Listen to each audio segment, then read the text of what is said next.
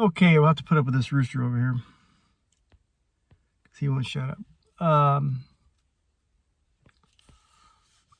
For 4 or 5 months, maybe longer, I've been watching YouTube channels. I used to do this all the time years ago when I first got into the Bible. Find out with people, hey, someone explain this Bible thing to me. I don't get it. Please explain this to me. Make it make sense.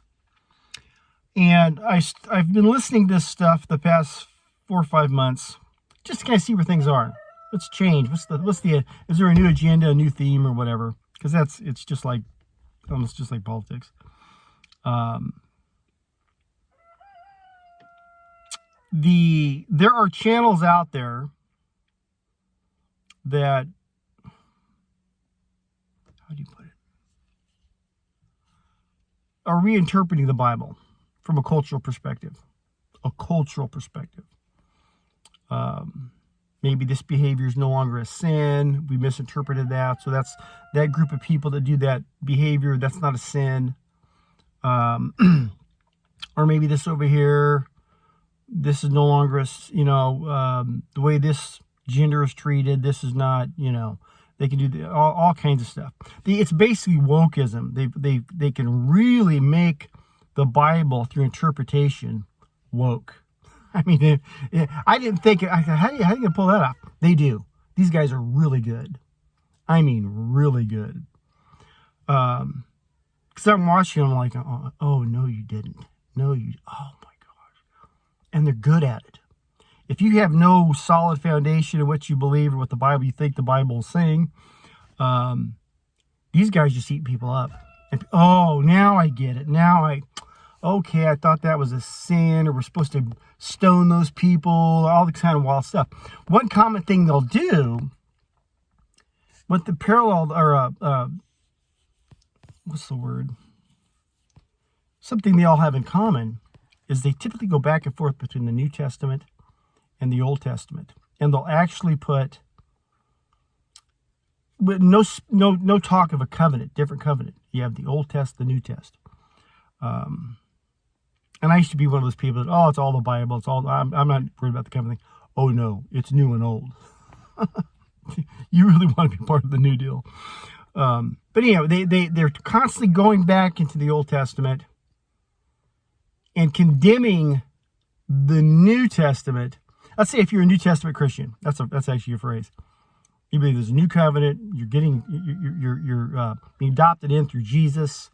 Your salvation is through Jesus, and you're part of this new covenant. They're condemning that believer for things out of the Old Testament. Okay, they don't come out and say it straight out like that, but they do this. And so someone who's not real solid in what's going on in the Bible is going to look at this and go, oh my God, these guys totally get it. This is what this verse means, or this is wrong about the Bible, and we misinterpreted it, or that's misogynistic, or blah, blah, all this stuff. They just make it totally woke, and they're good at it. I mean, they're good. There's 3-4 channels I've watched. And it's like, man, this really makes sense. All of it incorrect.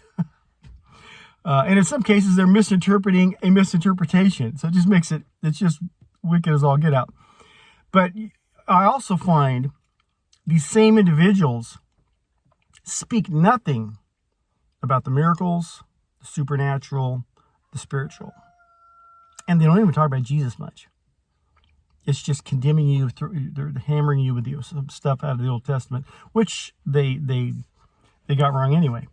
So if you're a new Christian, new believer, whatever the case is. Anyway, what I'm saying is, what's going on right now online with Bible interpretation and all these things, and I'm sure the churches have gotten caught up in it, it's a mess. Just take it as a warning. Steer clear of a lot of this stuff. It is just a mess. You will do far better on your own if this book is real. If there's actually a God in heaven and Jesus did what he did, which I believe is true, if that is true, go it alone. And I'm going to tell you, I'll tell you the same thing I told you before, but you need to go it alone. Forget anything on YouTube, online. You'll find some people that agree with you or whatever the case is, but they all bend the knee a little bit somewhere. you're so much better off on your own, alone without the distraction. I would rather sit with a Bible in my hand, reading it, understanding nothing, and all I have available to me is a prayer for counsel and enlightenment. I'll just wait till he shows me. That's it. That's all you need. And that is 100%. Then you get caught up in some of this other stuff. If you are of the mind, for any reason, whatever your reason is, either you think you need to read the book, or you haven't read it in a long time, or you're currently reading it all the time, change your filter. Most people read things from when I was very young, a little kid, my grandmother was big into the Jehovah's Witnesses. Okay. And so we had some of that influence around. We never really got into it. My mom might have went a couple times, but the Watchtower stuff was laying around my grandma's house. You might read it or see it, or they would come over and do their little meetings and you'd hear something or whatever. And you assume that's what grandma does. It must be correct. So a lot of my filters early on had Jehovah's Witness, Watchtower influences. So anytime later in life when I'm seeing something out of the Bible, something out of Christianity, I had biases unbeknownst to me. It's not like I'm not a big part of this crazy thing, but it was still the only exposure I had to anything Christian was through Jehovah's Witnesses. And not expansive. It's just, here or there you hear things. And so that was a part of my filter. And so I viewed it from, well, maybe this stuff is true. So anything I hear about Christianity, I'm going to see it through that filter, which is, wow. Although there's a few things he did I agree with. So if you're of whether you're Catholic or whether you're a Protestant or you're once saved, always saved, or water baptism, under the whatever your thing is. And this is a repeat. Go back to the Bible, go back to the New Testament, and read John 14:15. I always read 16 because you got that big prayer there. Read John 14:15. Read it 25, 30 times. Get that solid in your mind of what Jesus is trying to tell you. You do this thing, you do it my way, I'm coming to live within you, I'll teach you everything. Make that your filter. Everything you see or hear regarding the faith, every question that pops into your mind, or you hear someone else asking a question about the Bible, see it through that filter of John 14:15. It'll completely, here's another thing, and I'm not discounting the Old Testament, it's very important. Get out of the Old Testament. And someone starts throwing a lot of Old Testament, pass it. Thanks, bud. Got it. No, thank you.